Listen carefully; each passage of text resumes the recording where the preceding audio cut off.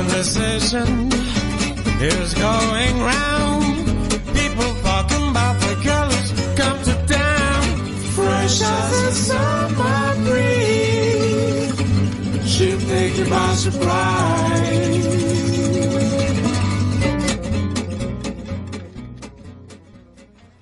Good morning and welcome to another episode of Freshwaves here on Whistle FM. We have a fabulous show lined up for you today, but I say that every week because every week Freshwaves has a fabulous show where you're going to learn something that you didn't know before you listen to the show. Before we start, we've got a big shout out going to Reese's Market and Bakery, thanking them for the fabulous muffins that we have in the studio today. And I have heard it on very good authority that strawberry season will open on the summer solstice. So the first day of summer will be the first day of strawberries. I never knew that. Wow. It's not normal. No. It's usually a little bit earlier than that, but we've had windstorms, ice storms, and all kinds of things that affect the crops. And, you know, we'll be talking to Matthew Passafume of Applewood Winery in the near future and asking him about what the weather last winter is going to do to the crops of this year, because I know the apples get profoundly affected by ice and frost and things like that. So we'll see how that all works. Jason? Nice to see you this morning. You'll be manning the board for us today. Yeah, I sure will. Nice to see you too. And how can people get a hold of us if they want to ask us a question while we're on the air this morning? Well, we're on Facebook. You can go to our Facebook page, Freshwaves on Whistle FM. We're also on Twitter as well. For all of you out there on the Twitter land at Freshwaves Radio, give us a call here at the station, 905-640-1027. Perfect. Thanks for all that valuable information. And we'll be giving that to you again later on in the show, just in case you missed it this first time around. Joining us in the studio today, we have the one and only, should I do a drum roll? Carol Davidson. Carol, thank you for joining us today. I'm happy to be here. You and I have known each other since Halloween night of 1967. Yeah.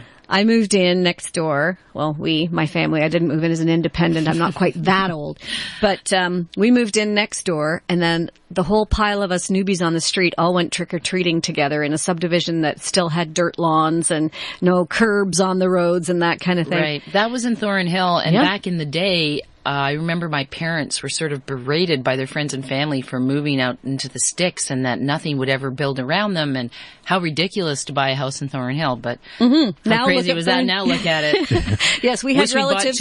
We had relatives that wouldn't visit us unless it was a long weekend. So they would have the time. And there used to be a sign by the Toronto Ladies Golf Course on Yonge Street that said, "You are now entering Central Ontario Getaway Region." Oh, I know. Getaway country. And we literally had to drive to Toronto, south of Steeles, to go to the bank because there really was nothing north of Steeles, but somehow we managed. We managed. Our big outing on a Saturday was to drive to Yorkdale, and we drove on all back roads through forests and farm fields to get there.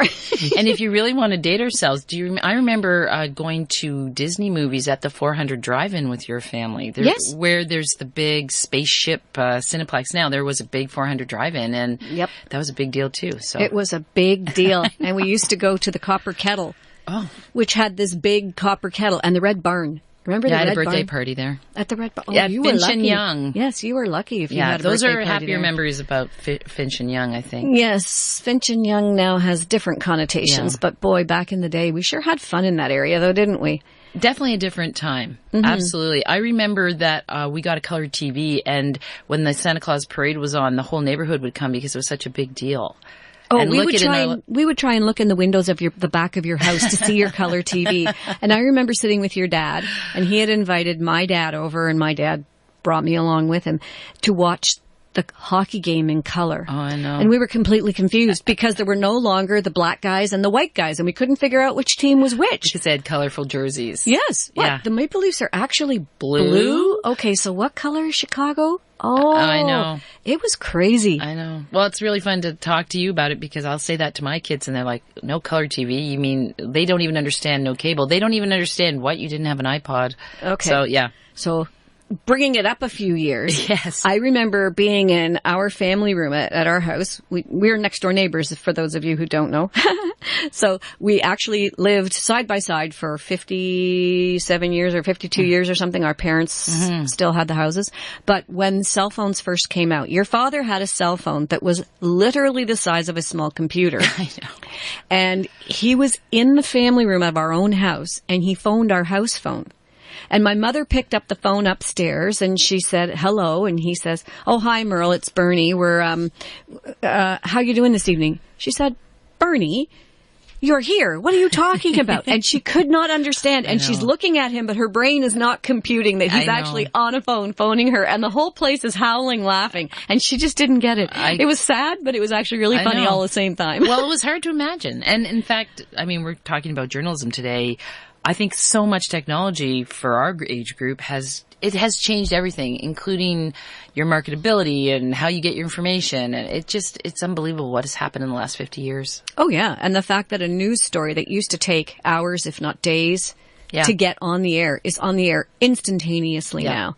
And that has good and bad things about it. It does. I remember, I'll just say I went to a political science degree at Waterloo, and then I got a master's degree at Western, and I went right into a job at CTV News right out of school that lasted for 27 years. And I know that there are journalists out there, kids who are in journalism school, that probably can't even imagine the luck that I had. But, in the late 80s, that was sort of what happened. You got out of university, you got a job.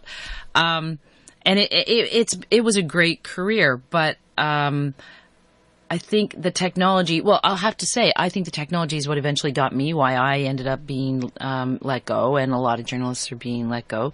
But during that time, we went from, when I started there, I would do the lineup on a teletype, like an actual piece of ticker tape that would go tickety, tickety, tickety, tickety in our Israel, this is CTV News, Israel, China, London even. And then when stories were done in Europe, they were literally put in an onion bag on a plane, and then they'd end up at Pearson, and then somebody would drive them like crazy to get them to Toronto, CFTO, which is still there at the 401, so that they could air within 48 hours, which everyone thought was, wow, that's unbelievable.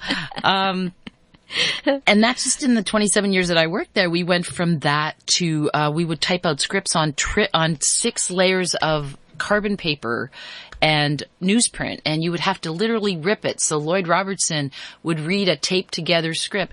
And then the next step was, word processors, where you could change the script at any time. Oh my gosh, you could add a word. And then it went to cassettes. You used to have to lay down a show on a tape so that you had time to rewind it. So you had to lay it down on a big tape so it would play with enough time so that Lloyd Talks, play the tape. Queued up to the next story. Lloyd Talks, play the tape. Well, then there were cassettes, and you could change the lineup, and you could change what you're talking. And then we went all the way to digital. And you're right, it is immediate. The problem with that, I think, is the olden days. It would get vetted by so many eyes. So many people would see what was written before it went to air. So many people would check the facts. So many people would be involved. Now, especially with citizen journalism, nobody is really, those checks and balances are gone. And I think that's why we've managed to stray into this whole what's real, what's not real, what's fake, what's not. Yeah. And that's exactly what we're going to be talking about today. You've actually laid it out perfectly and saved me a whole heck of a lot of talking. It's great because you do have that background. And you and I and many people who are, say, over the age of 40, we've come from a world that has changed so drastically over the last several years, and to the point where, like you were saying, our kids can't imagine what it was like when we were there. I can't imagine a story being put in a bag, stuck on a plane. I mean, even the most remote areas of the world will get news faster than that right now. And it's a changed place. I hate to use his name, but I sat on the Paul Bernardo trial for 4 months, and that whole trial hinged on video evidence, videotaped evidence. I'm not sure that would happen now, because do you honestly believe every piece of videotape you see? I mean, we're sort of innocent in the early 90s. What we saw, we believed.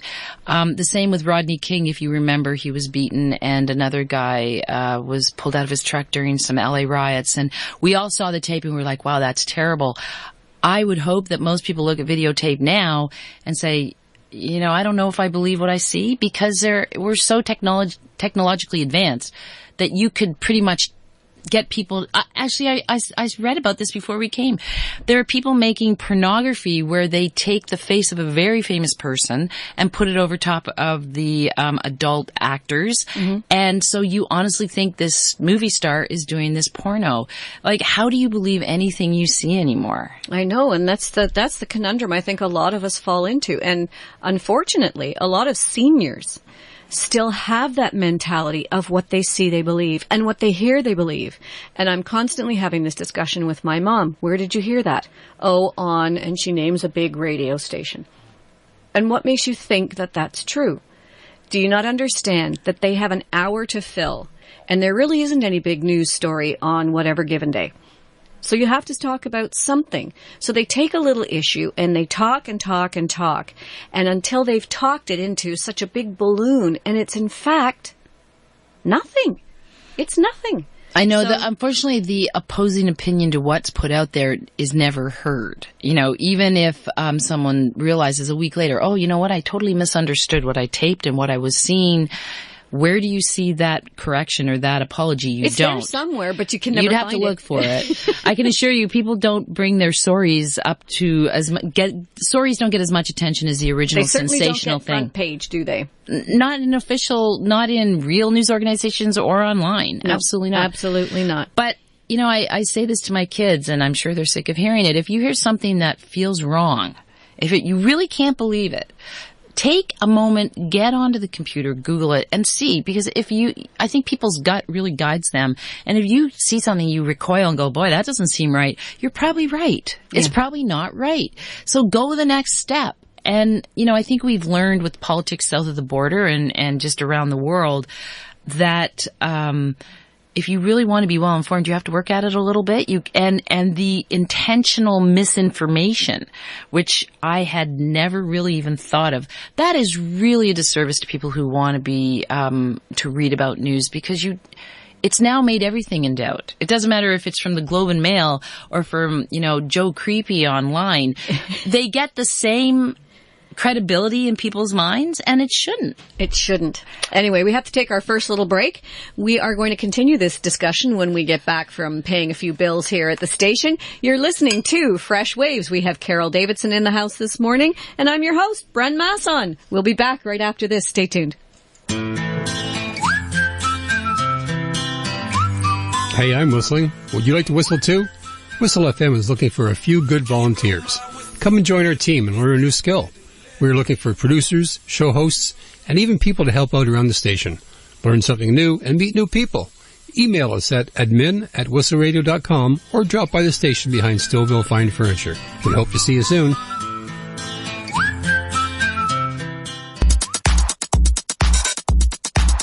Hey everyone, this is Lil J. Join me every Saturday night at 11 p.m. Eastern for the Block Party.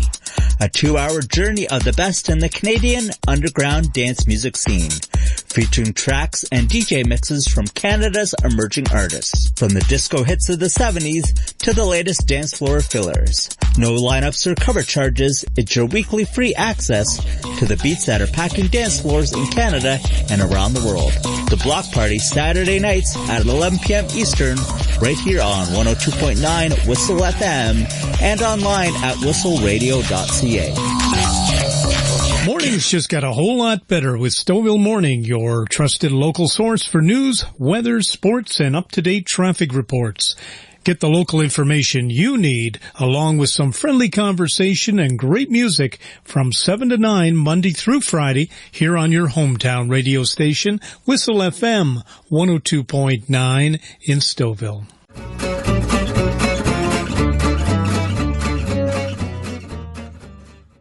And we are back on Fresh Waves.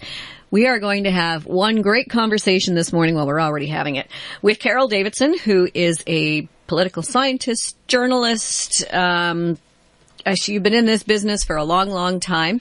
And we're talking about fake news, real news, journalism in general.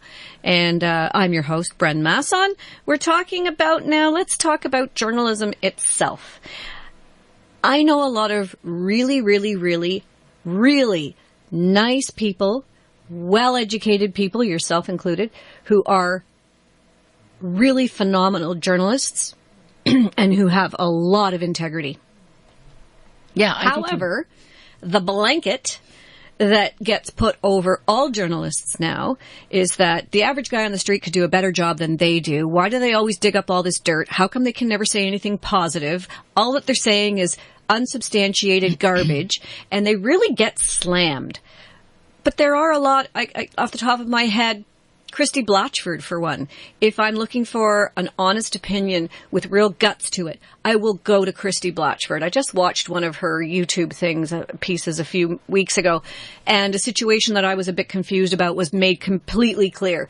And I like her honesty and her integrity, and she's just, to me, a credible source. I used to love Lloyd Robertson. If it came out of Lloyd's mouth, it had to be truth, because that's just who he was. But the rest of the journalists in the world today, so many of them are not given that same credibility.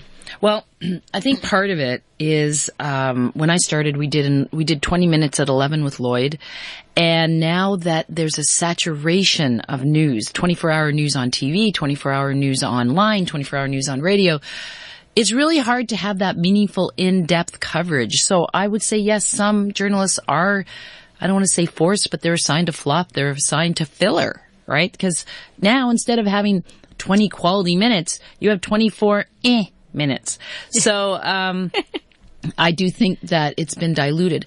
But I honestly can say I haven't met very many journalists who say, get up and, go through the hoops that it takes to get to the point where you actually get hired by a mainstream news organization and say, I can't wait to not care about the facts. I can't wait to be lazy and not search this out. That's not how they operate. Like, in all sincerity, I can tell you, newsroom discussions are hearty discussions about opinion. They're hearty discussions about how to get it right. And yes, of course, mistakes are made, and there's the top and bottom of every class. And yeah, I'm not saying there aren't lazy journalists. There probably are. But journalists, I would interview people and they'd say, how do I know you're not going to edit this and twist what I say? And I would say, because I don't gain anything from presenting you one way or the other. I get paid, or if I'm volunteer, I don't get, my life doesn't change whether you have this opinion A or this opinion B. So there's nothing in it for the journalist usually to twist it any way. I think what people, again, I say, please take an interest in finding news sources that you trust, and news sources, I kind of liken it to, would you rather go to the dentist that's free or go to the dentist that you probably have to pay for? Because maybe the guy that you have to pay for is a little better trained and has a reason why you want to go the extra mile and pay them. And that's the same with journalism. Has the new equipment. Maybe. Rather than the Dremel drill. Yeah, exactly. But seriously, I think since I left news, I have put money into all kinds of, I subscribe to independent news. I've subscribed to mainstream news, because we have to remember that journalism is supposed to sort of be the fourth and fifth estate, that it keeps government honest, that it uncovers environmental concerns, that, like, you as a citizen is not going to go out and do a big expose possibly of a toxic waste dump. But that's the job of journalists, is to do the things that keep government, especially supposedly, in check. And if you don't pay for that, if you don't pay for quality news, who's going to do that stuff? And I guess that's the question, because now it seems like there are a lot of citizen journalists, with many of whom have an axe to grind, many of who have a bias, and through no fault of their own, really. Maybe it's because they didn't, I'm not saying you have to go to journalism school, but, journalism 101 is figure out what your bias is before you do this story, because we all have them no matter what. Figure out what is the other side of this story and make sure you present it. And if I'm just shooting something because I happen to be driving by, I don't really have both sides of the story. No. And then I write a caption.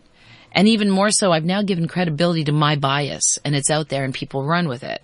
I just wish, I know, the other thing I realized when I was a journalist, and I met people from all walks of life, I remember when the Jays won their second World Series, I was a field producer and I hadn't really followed sports, and I was thrown into the the change room, their locker room, and they had just won the World Series, and I had to get certain interviews, and none of them had clothes on, and I didn't know who any of them were. I mean, I got to do some crazy thing. And then if you don't know, sports writers are very, guys that had followed them, they were at the bottom. And me, I'm like, oh, which one's this guy? And they're like, are you kidding? You think I'm helping you? Anyway, I've met the most successful people, and I've also met people who are homeless or people who have committed crimes and people who are mentally ill. And the one thing I feel is that Canadians are good people. They are honest people. They want the truth. They're not lazy, and they really care about community. And unless I'm completely wrong, after 27 years of meeting so many Canadians I've had the privilege to meet, to keep that going, we need to have honest media, and we need to make sure that we're sharing information and discussing things with each other that are true. And I don't see how that happens with somebody who is neither trained nor has the inclination to provide honest journalism. They don't have that training. They don't have that background. And it is, like you were just laying it out, a whole different way of looking at things. I actually had the privilege of being at a town council meeting when I actually got a message from someone saying, did you see that journalist laughing at that old couple? And man, oh man, what gall she has to be sitting there so smugly laughing at those seniors. I was sitting beside her at the time. I saw those two seniors walk up to her, accuse her of being a bitch, of writing bad journalism, of right in her face. How dare you write those stories? How dare you do this? And really, almost spitting on her. They were so close to her face. And it was a physical reaction of hers to back up and to smile and then just start to laugh because the whole situation was so ludicrous. I think even in her own mind, watching this older couple walk by, they seemed like the most unassuming two people in the world. And then to get lambasted, she wasn't prepared for it. It was ugly and it was mean. But it wasn't her being ugly and mean. It was the two people from the crowd. And to see it from the other side, someone who didn't hear the conversation and who just happened upon it, and on social media, boom, there it is. Has an opinion. A whole new spin. Yeah. And it wasn't true. And unfortunately, the onus is on that journalist now to get out from under that, right? I mean, when you read something sensational online, especially through social media, usually the person who's the target of that has to try to work extra hard to prove something didn't happen. And that's really hard to do. And it's very easy to sully someone's name, and even if it's proven not true, the fact that you heard it, that may be the first thing you think when you hear their name. And to me, that's what's so dangerous about cavalier citizen journalism. I'm not saying, of course, we've seen so many things that we wouldn't see if people didn't have their cameras on their phones and instead of just having people in set bureaus around the world, like when I started in journalism, now the whole wide world is wired, basically. But the problem, like I said, with that is that you end up with stuff that's not balanced necessarily and is full of opinion that is passed off as fact. I'll give you an example. Love my Facebook community. There was a picture of a fish that supposedly jumped. Now, I know this happened to your sister, Muskellunge Bitterfoot. Yes. But this dangling over a dock. But it just looked like this huge fish decided to jump up on a dock. And my friend was like, wow, can you believe that? And I said, what's going on under the dock? Who's under the dock? What's under the dock? And they're like, oh, I didn't really think of that. I spent a long time training to always question. And you don't need special training for that. If you are a consumer of news, question everything. Be skeptical. If you doubt it, great. Run with that and doubt it. And make yourself better informed so that you don't sort of get this mob mentality that may or may not be running on true facts. It's just baloney. Well, for example, I heard this morning on the news, on a big radio station, they were running a story about a blackbird that has been dive bombing people. And here is the reporter saying, well, the bird's dive bombing people right now, and it's, wear a hat, make sure you keep yourself protected from this red-winged blackbird or something, and then he may have a nest in the area and he may be protecting his babies. And I'm thinking, It'd be the mama thing. Father birds don't really give a dang about their babies. Well, I know. I heard somebody say it was literally raining cats and dogs, and I turned to my kids and said, run out and get a puppy. Yeah, literally. Like, that's ridiculous, So unfortunately, you get what you pay for. And if you have a relative who has everything, buy them a subscription to something. Buy them a subscription to a magazine or a newspaper or anything. And in fact, you don't even have to pay for a lot of the really good news that's out there, but you do have to look for it. Well, we're going to give everybody some tips of which are good news sources at the end of this hour, so do stay tuned. We're going to take a little break right now. We're talking with Carol Davidson. She is a journalist and reporter and has been involved with big media in this world. So we'll be right back. Stay tuned to Fresh Waves. Carbon monoxide is an odorless, tasteless gas that can cause serious injury and death. Make sure the fuel-burning appliances and vents in your home are inspected every year by a qualified contractor. Never use barbecues, portable fuel-burning appliances, or generators inside your home or garage. The law requires working carbon monoxide alarms adjacent to all sleeping areas of your home. This is a message from Whitchurch Stouffville Fire and Emergency Services.